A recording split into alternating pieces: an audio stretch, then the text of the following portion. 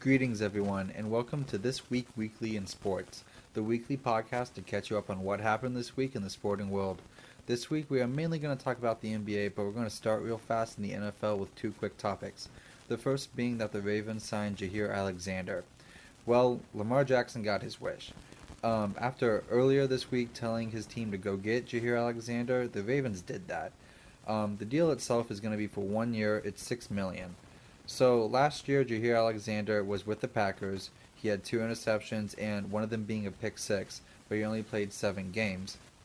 The reason why he only played 7 games and the reason why he was really released by the Packers is because of injuries. He's played 14 games over the past 2 seasons.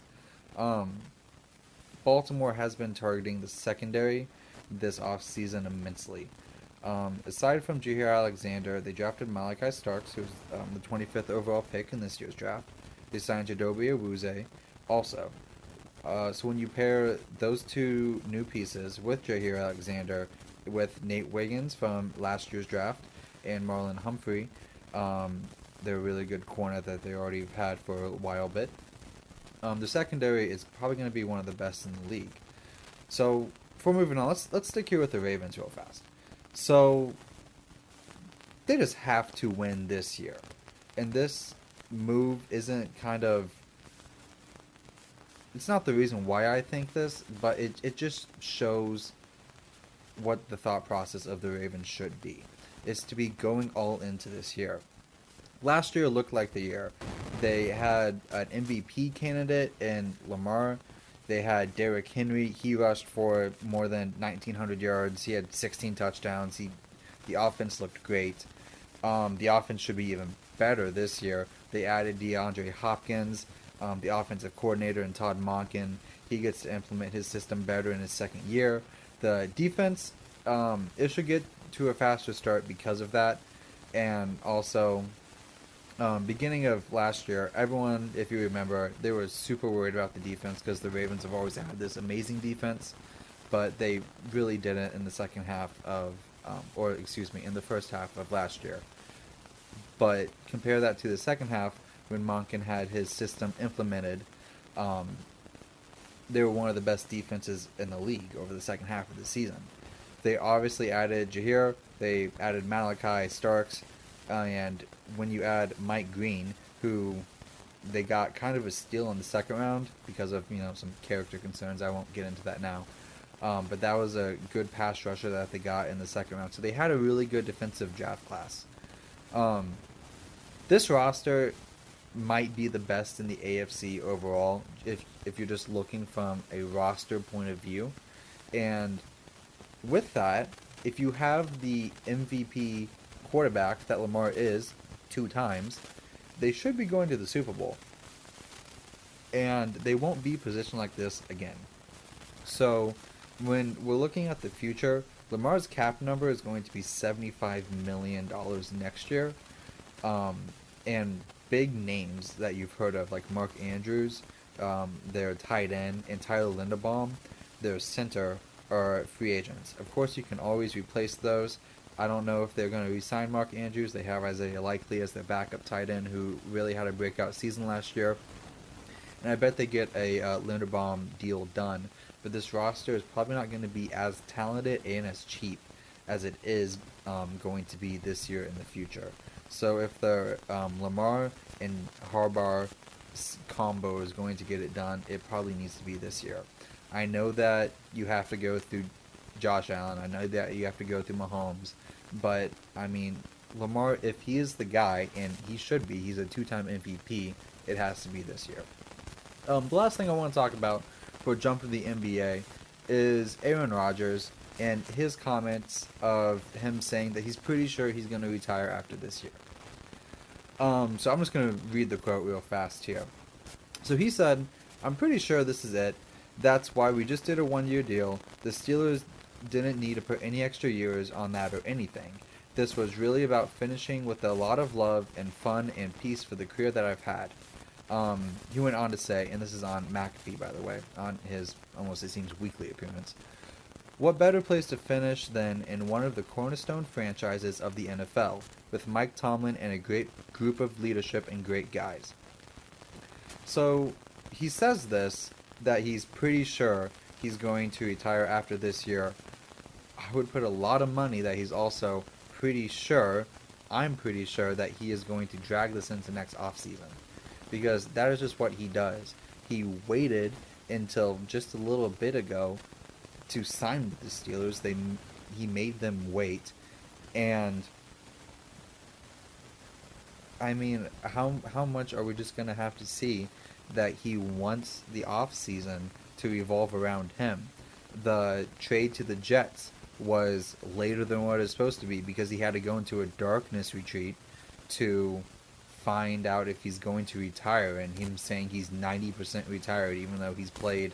Now it's going to be another, this is going to be the third year after that.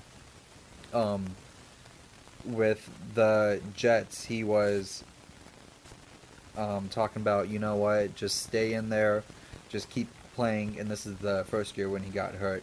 If you just stay in there and we just keep going, then I can be back and we can make a playoff run and stuff like that. What else has there been? There's been so much. He goes on McAfee every week also. And I find it just weird how, 12 months ago, we were all wondering, is this guy going to run for vice president with RFK Jr.? I find it funny. And if you listen to this interview, he says, he wants a private life. And I know that I think he either has a fiance or maybe they're married now. A new fiance. Maybe she's, made him change his mind, but maybe that's just giving a little bit too much credit to Aaron Rodgers right now. Anyway, moving on to the NBA. So, I want to talk about the NBA Finals. Full disclosure, I am a Thunder fan, so I might come off as biased, but I have really thought about these thoughts, and I think that I would believe these thoughts if my team did not just win. So, with that being said, I do want to state the opinion that I do think that this is one of the greatest seasons of all time, and that this is an all-time team. So, let's just take maybe the most simple statistic we can, and let's look at which teams have won the most games in a season, just total. The only teams above the Thunder are the 2016 Warriors, who went 73-9, but that's the 3-1 year that they lost to Cleveland in the finals, in the 96 Bulls, which obviously it's Michael Jordan's, that would be his first year back after his retirement.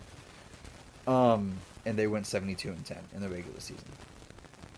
They are tied with the 97 Bulls, with 84 wins. That's more than some historic teams like the 2017 Warriors, where it was the first year of Kevin Durant and Curry, the 2013 LeBron, D. Wade, Chris Bosh, Heat, the 08 Celtics, which was the big three of Ray Allen, Paul Pierce, and Kevin Garnett, the 01 Lakers, which was probably the best Shaq and Kobe Lakers of that three-peat, the 92 Bulls, which might be the best Bulls team in my opinion, of the first three-peat for Chicago, and the 86 Celtics, which probably is the best Larry Bird Celtics team, and the 85 Lakers, which might be the best Magic Johnson Lakers team. I just named out all of those historic teams, and the Thunder won more games this year than they did.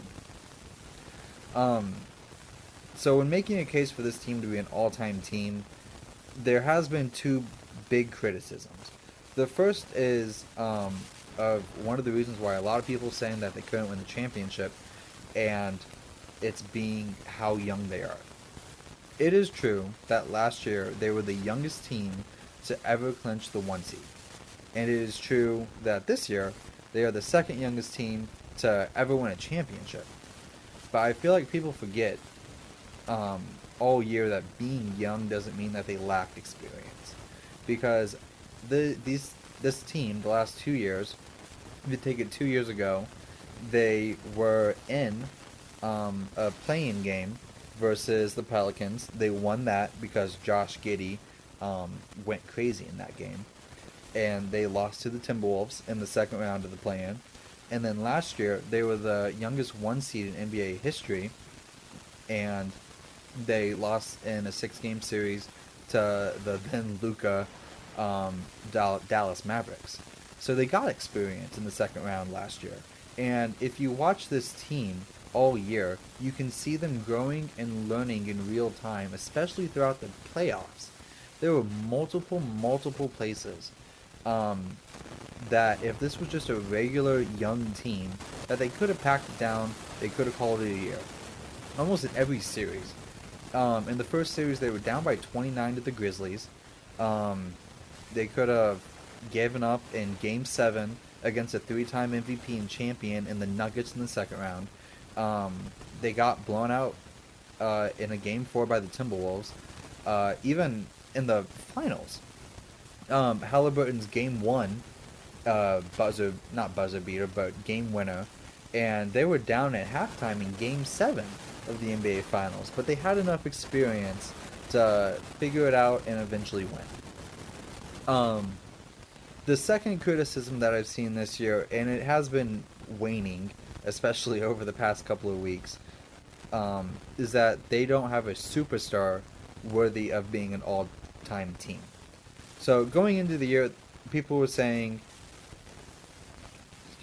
going into the year, this is what people were saying, and I feel like Shai has made everyone who said that wrong. He's gotten better and better each year, and he turned himself, in my opinion, into the best player in the NBA. There is an argument, obviously, who he beat in a series this year. There's an argument for Giannis, and there's an argument for Luka. And honestly, I think that's the only 3 other people that you can argue. I think there's a big 4 of people who you can argue with to be the best player in the NBA. But when you win the MVP, the finals, the scoring title, and the finals MVP in the same year, I feel like you get to hold the crown for that year. I feel like, in the NFL, we all think Mahomes. He's the best quarterback. But if Josh Allen, if he went out and won the MVP and then won the Super Bowl in the same year, there's not a chance that a lot of people will not be claiming Josh Allen as the best quarterback in the NFL. So not to mention also, if we're looking at the best guard seasons ranked, he's at worst 5th. He just had at least the 5th best guard season in NBA history. Honestly, you could maybe even debate top 3 or 4. I think he is probably maybe behind Magic Johnson in 1987. You could argue a couple of different Michael Jordan years. And honestly, I would even debate 2015 Steph. 2015 Steph, that's when he got his first MVP, and they won the finals against an injury-riddled Cleveland Cavaliers. If you remember, Game 1 in the 2015 finals, Kyrie got hurt, Kevin Love was hurt from a previous round, and it was basically just LeBron versus the young Warriors. But even then, I think Shai's year is better because he won MVP just like Steph, but he also won Finals MVP, which, again, is kind of debatable because Steph probably should have gotten that Finals MVP. Andre Iguodala did, based on the kind of false merit that he held LeBron in check. But if you go back and watch the games and see the game stats for LeBron, that's debatable, but that's another topic. Shai is the first guard to win the MVP and win the Finals MVP in the same year since Michael Jordan in 1998. He's just doing simply historic things. All of this is not to mention that the Thunder have a historic defense too. Like, that's their calling card. And it showed up in Game 7 because Lou Dort, Alex Caruso, and Cason Wallace each had 3 steals, and Chet Holmgren had 5 blocks. And the Thunder as a team scored 32 points off of 21 Pacers turnovers. The advanced stats also back them up as an all-time great team, as they have the highest point differential per game played ever, with 12.87, and that beats the 1972 Lakers. One thing about the Thunder that I don't think you can count for them this year, but just looking in the future, is that they are not close to being done. Like I said, they're the second youngest team ever to win the finals. Shea next year, he's only going to be 27. Jalen Williams is only going to be 24. Chet is only going to be 23. The big three is young, and everyone is under contract next year too. They had 2 first-round picks this year in this last draft that just happened, and they have up to 4 next year if the lottery balls and everything breaks right. This is only the beginning, because all those young guys could even get better. Chet could grow into his body a little bit more. Jalen Williams could take another step up. Shea could work with the Thunder shooting coach Chip England, who might be the best in the league at doing what he does, and add a better three-point shot to his game. There's just, the potential's kind of unlimited. So before going to the Pacers side of things, which I do want to talk about the Pacers, I did just want to finish off with the Thunder and kind of go with the journey that I've personally had as a fan with the franchise to get here. So if you just go back to the franchise, starting in their first year that they moved to OKC in 2008, I was not a fan at this time, but the Thunder started their time in Oklahoma City with a 3-29 record, and they went on to finish that year 20-62.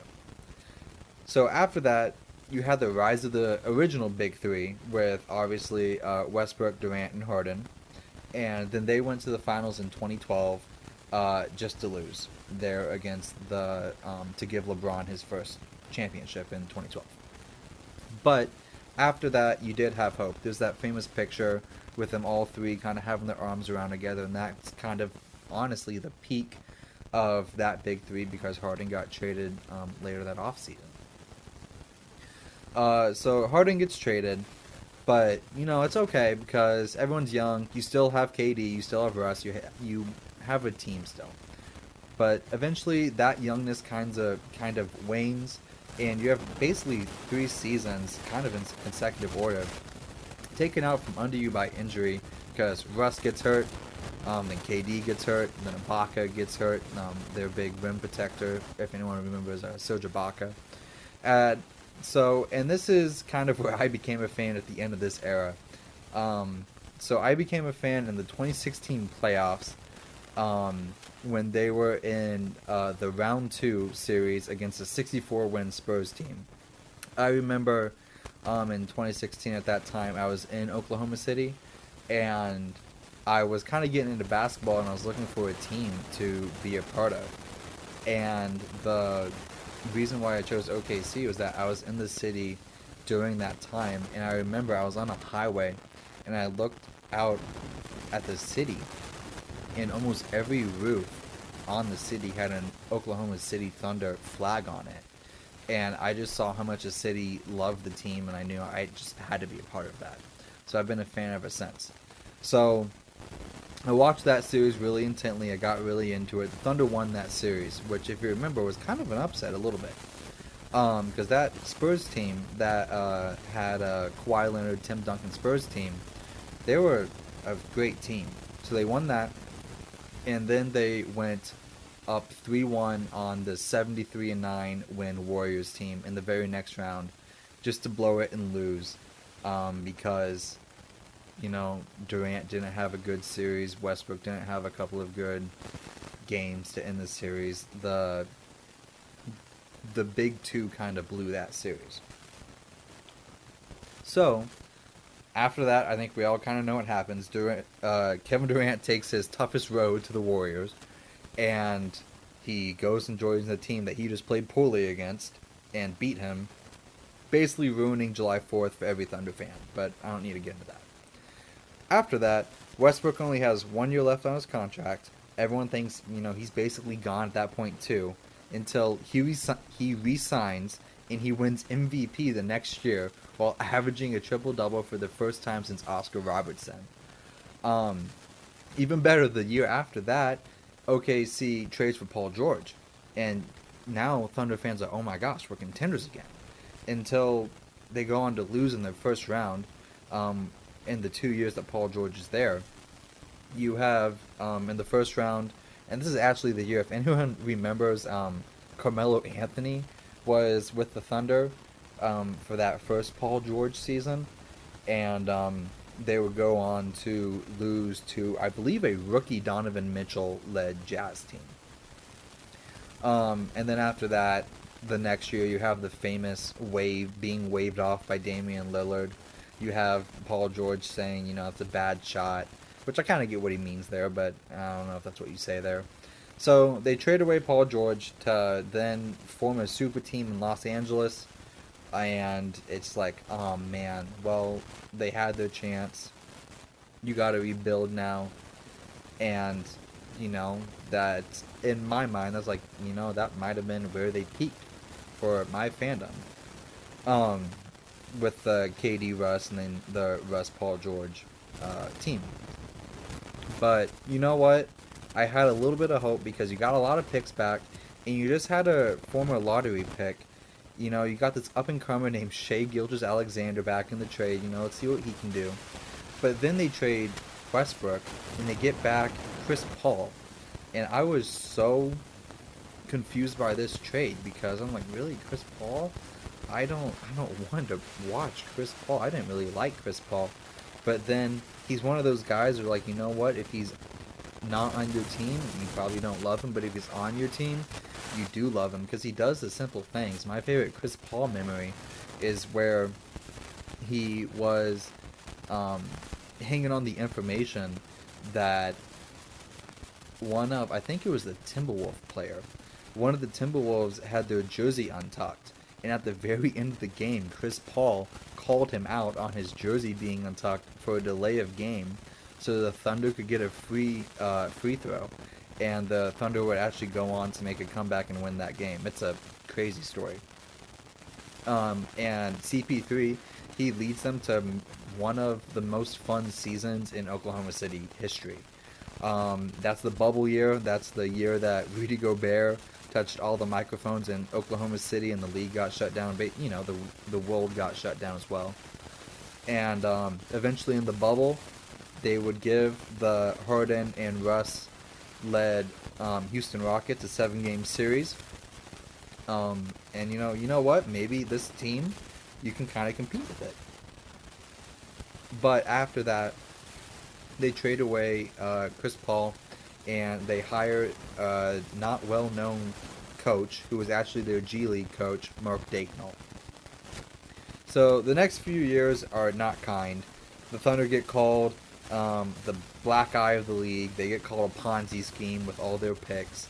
They're in the wilderness years, and they run out guys, names that probably not a whole lot of people have heard of, like Alexei Pokusevsky, Darius Baisley, Trey Mann, Sevi Mihailuk, Moses Brown, Theo Maledon, Mike Muscala, Charlie Brown Jr., Kemba Walker, he was there for a second, Al Horford, he was there for a minute before getting traded back to Boston.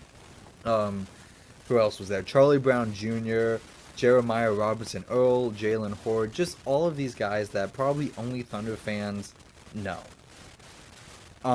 Because of those guys and the contributions of guys that you have to give a shout out, like Russell Westbrook, Paul George, Chris Paul, Steven Adams, Josh Giddey, Nick Collison. There's probably some I'm forgetting, but just because of those guys, Sam Presti built a 68-win champion, and he gave OKC their first championship in franchise history, and it was such a special moment for me. So, anyway, that's the Thunder side, and I just loved every second of that. So, let's talk about the Pacers. Pacers lost, obviously, but they have to be applauded on, I think, it's up there with one of the most unlikely runs in NBA Finals history. The overall playoffs was probably one of the coolest things I've ever seen in the NBA. Excuse me. So I think it would be really cool. I don't have anything prepared on this. I'm just thinking of it now. But if you compare the 2023 Heat run up with the 2025 Pacers run, that would be a really good to see which one was more unlikely. I would probably say the Heat, but I don't know. I'd have to think about that. That's a cool thought experiment. So let's talk about the big headline from Game 7, besides the Thunder winning. Obviously, the Haliburton injury is the headline for the Pacers. So when I think about this injury, I think it has a lot of similarities to Kevin Durant's in 2019. With that one, though, I feel it's a little bit different because I feel like the risk for KD was bigger and that I feel like he really shouldn't have played. If you go back and look, there's kind of some conflicting stuff of our doctors telling him he should play, or the Warriors kind of, telling him he should play and he has like reservations about it. It was kind of a messy situation, and it might have played him leaving for Brooklyn in the offseason. I feel the exact opposite about this one, and I feel like almost that that Tyrese Haliburton had to play, especially with how well that he played in Game 6. I know next year is done for him, but if we're talking about how much value you can add to your team and to your legacy, Game 6 and 7 add more to those than all of next year, if we're just talking about championship like equity. So honestly, if I were him, I still would have played, and it turns out he agrees because he sent out a tweet after his surgery, and it's really good. I'm just going to read the whole thing here. I got it right here. So he says, and I quote, "Man, don't know how to explain it other than shock.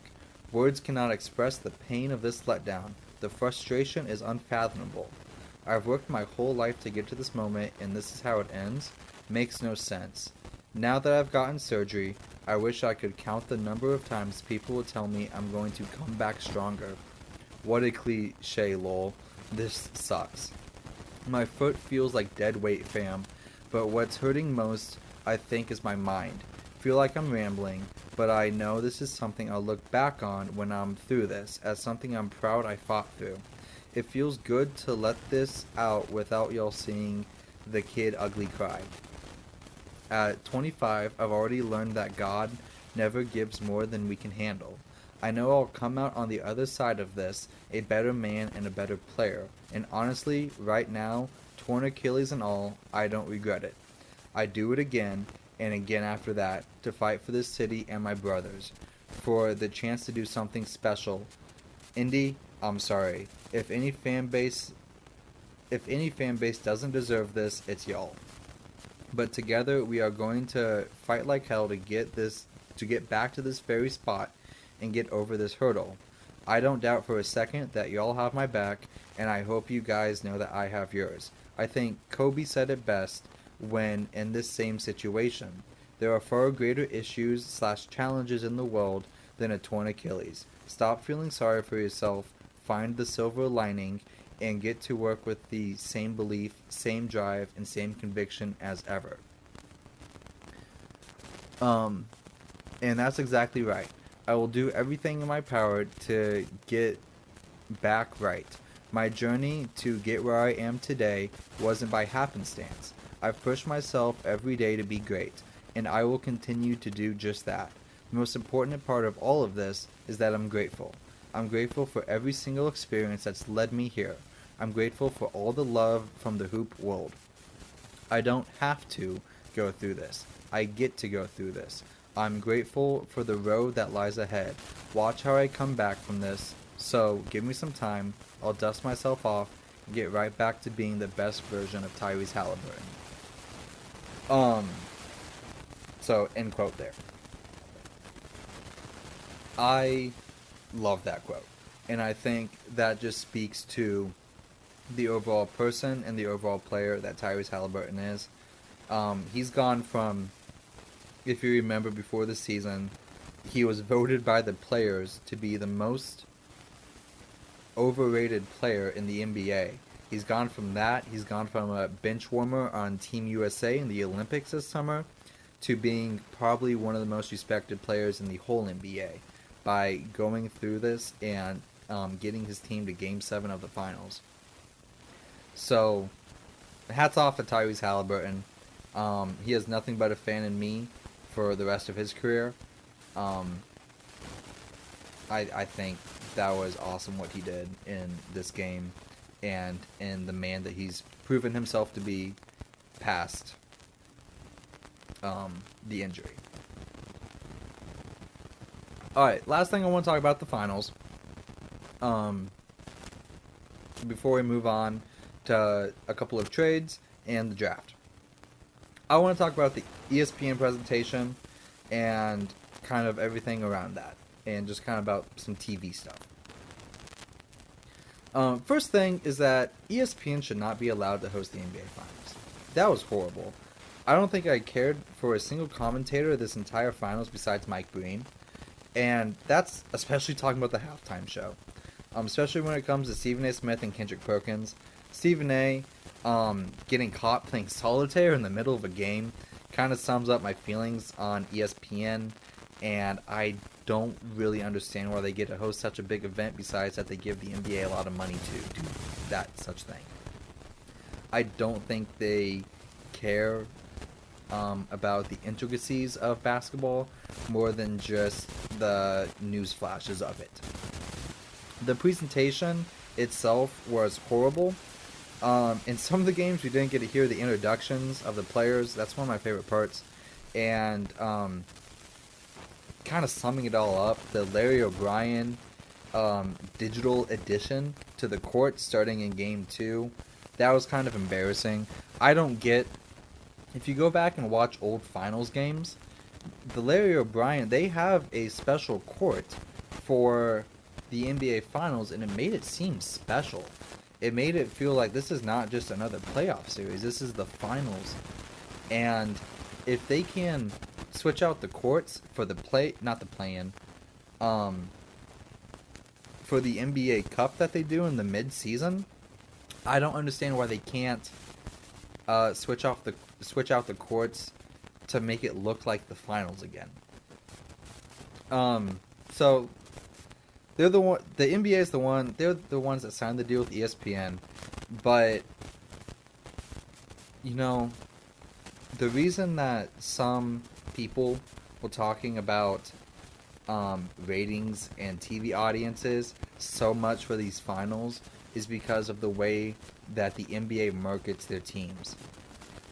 This probably ended up, if we look back, in my opinion, this would be the best finals of the 2020s. We have not had a Game 7 since 2016, but at the beginning of it, a lot of the neutral fans, so not talking the Pacers or OKC fans, but just NBA fans, they're not really excited for it because the NBA, they don't market OKC. They don't market Indiana. They market the Lakers, the Knicks, and the Celtics. And if you are a smaller team, like OKC, like Indiana, they are not put on TV a whole lot until the NBA realizes, oh, whoops, our bad.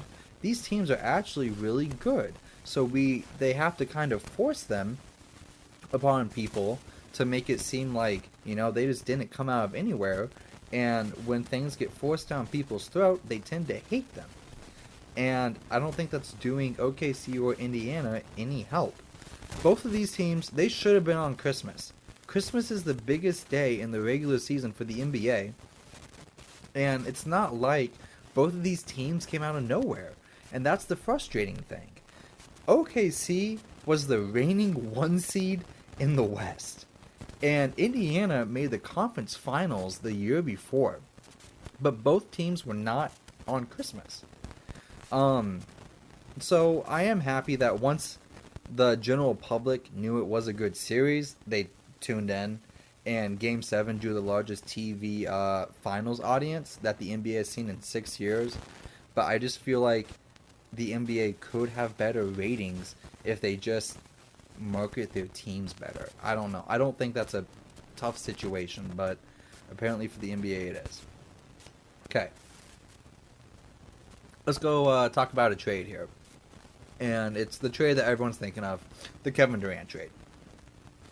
Alright, so just to sum up the trade, if you forgot the details, it is to the excuse me, to the Rockets, Kevin Durant, just Kevin Durant plainly, and to the Suns, they get back Jalen Green, Dylan Brooks, and what ended up being the 10th pick in this draft.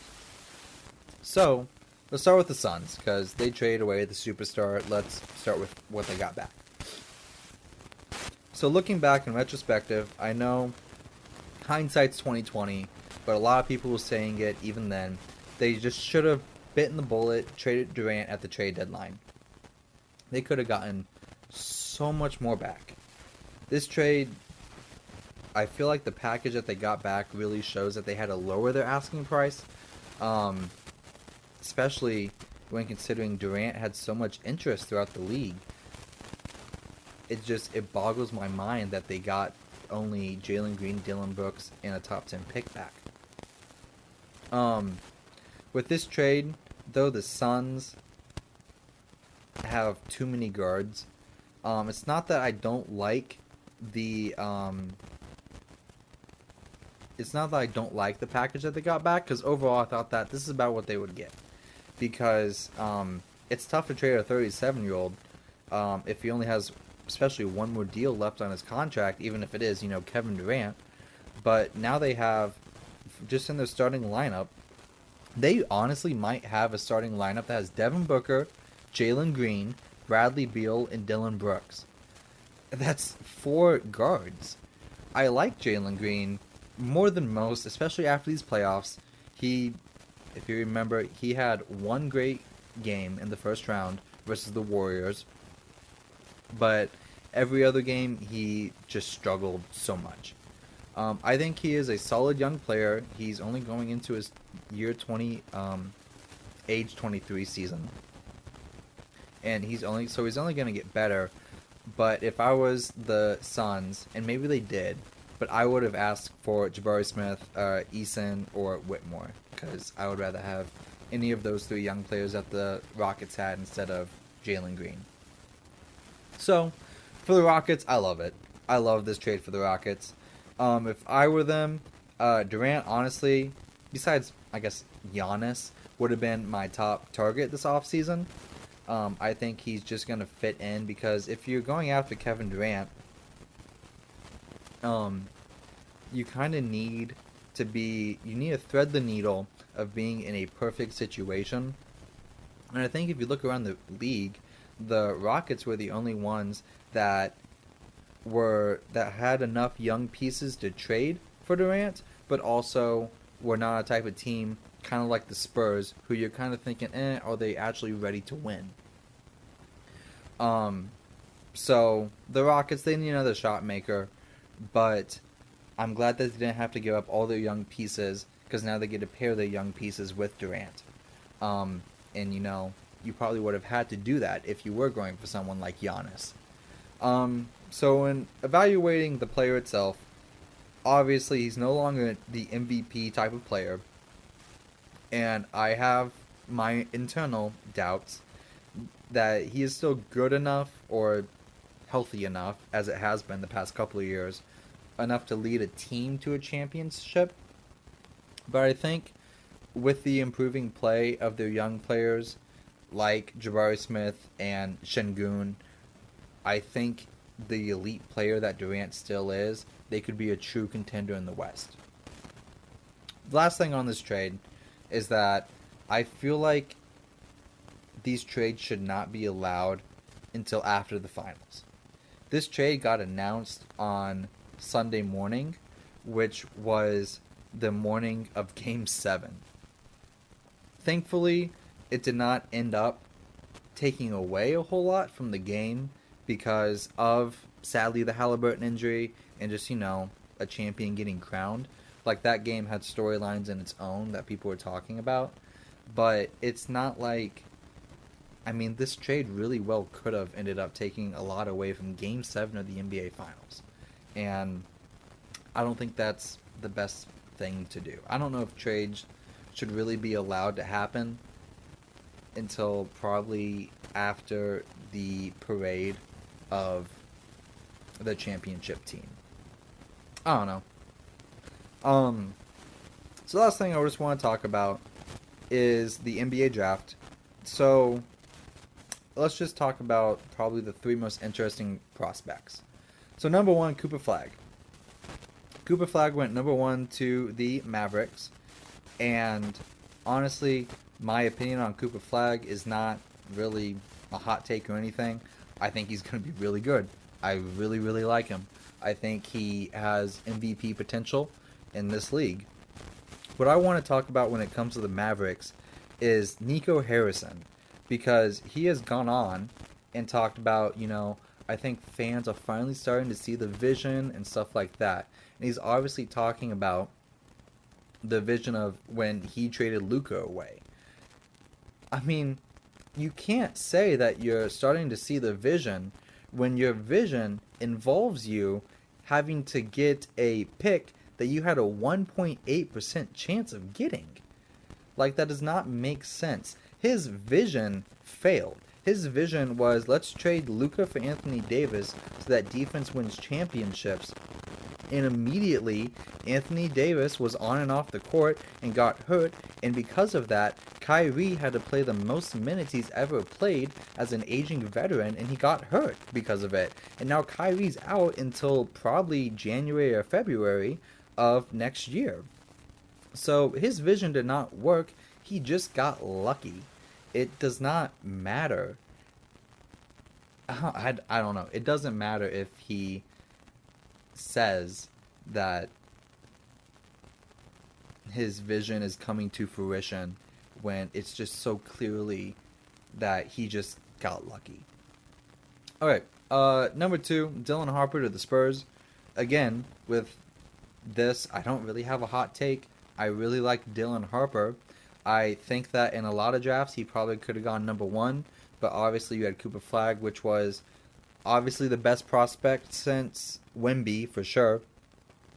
I think he's in that group of kind of Luka as a prospect, Zion as a prospect, probably a little bit below Wemby as a prospect, but along with those three guys and Cooper Flag, I would say those are probably the four biggest prospects over the last, what would that be, 7-8 years. I think Cooper Flag belongs in that category. So Dylan Harper, you know what? He got moved to number two. I like the pick for San Antonio, but now I'm kind of wondering what they're going to do at the guard position. So obviously you have Wemby, who is your franchise cornerstone, probably future MVP. Obvious, But then at the guard, you have De'Aaron Fox, who you just traded for last season, Castle, and now Dylan Harper. So, with that, I don't really understand their plan here, unless their plan is to just, kind of go with, kind of have like a tryout and training camp and see who is the best and just trade one of the three. I think that's kind of what you have to do, because it's okay to have a three-guard lineup. The team that I just said was one of the most fun in OKC history. The Bubble 2020 OKC team, they had a three-guard lineup of Chris Paul, Shea, and Dennis Schroeder. But the difference with this three-guard lineup is that none of these guys can shoot at all. So the floor spacing is going to be pretty horrible when Wemby is your best shooter probably on the floor in the starting lineup. So I don't know if Fox is going to get traded and they're going to go young with Castle or Harper. I would probably put money on Castle getting traded. Or maybe you say, you know what, let's forget putting this team in the crock pot and let's just microwave it and let's trade Dylan Harper and some stuff for Giannis. I don't know if that would work. I don't know if Giannis is available, but if so, I think I don't know. That could be a fun thing. I just thought of that. That would be really fun.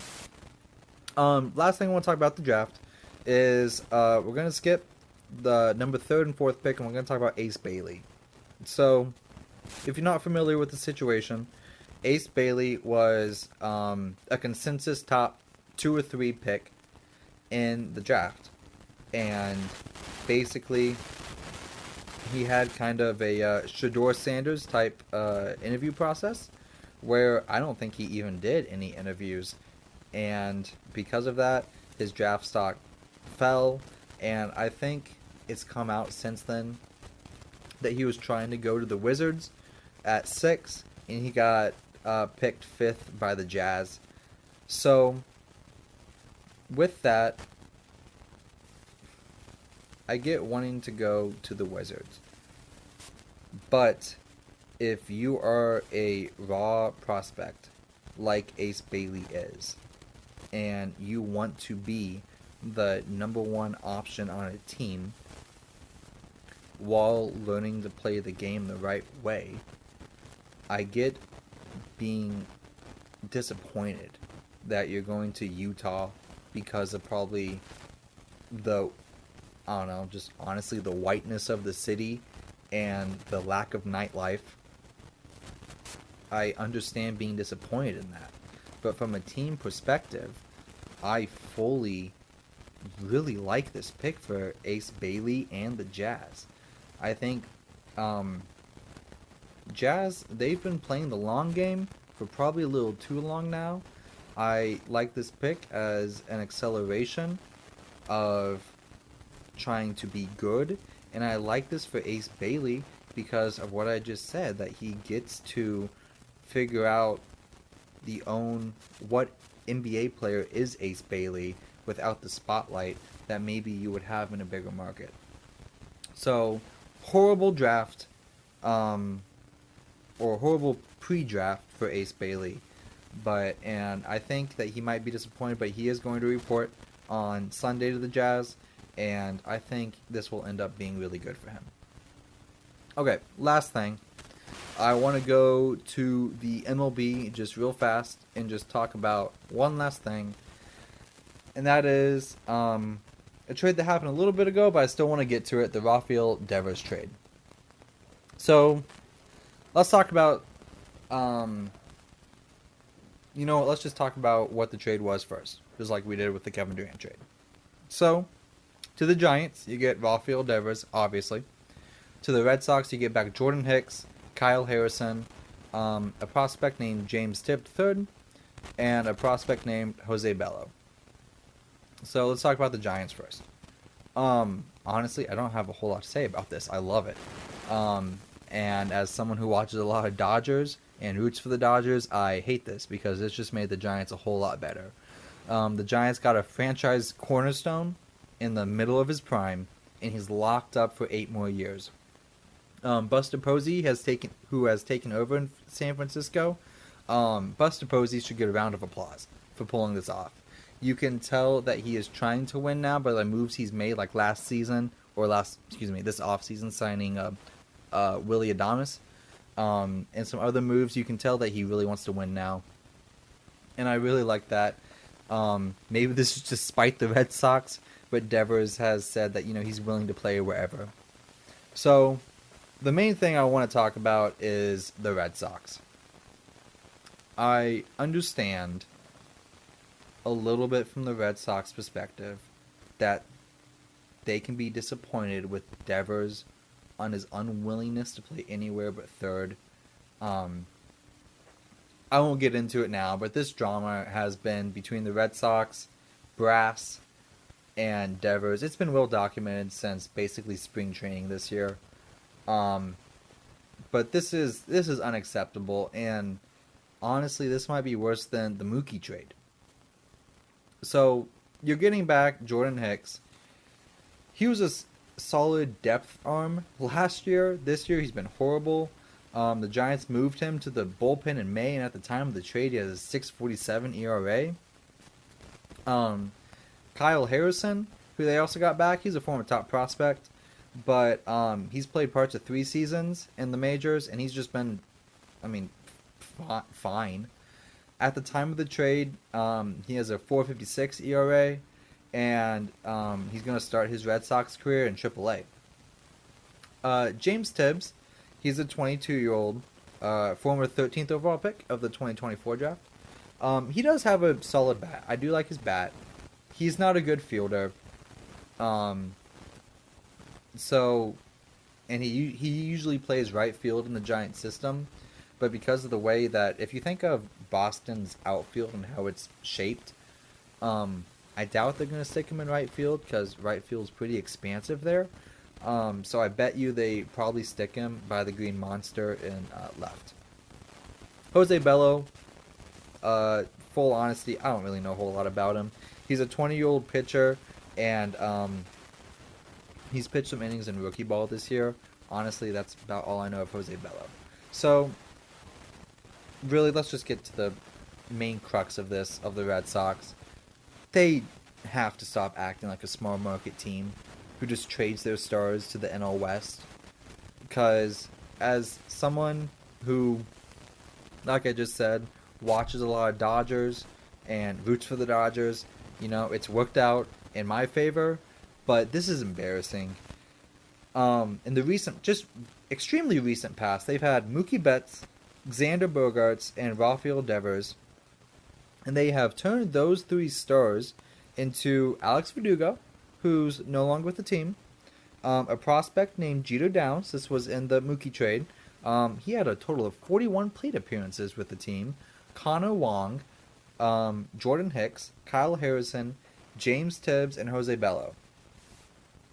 This probably is not the MLB version of the Luka trade, but just because it is so...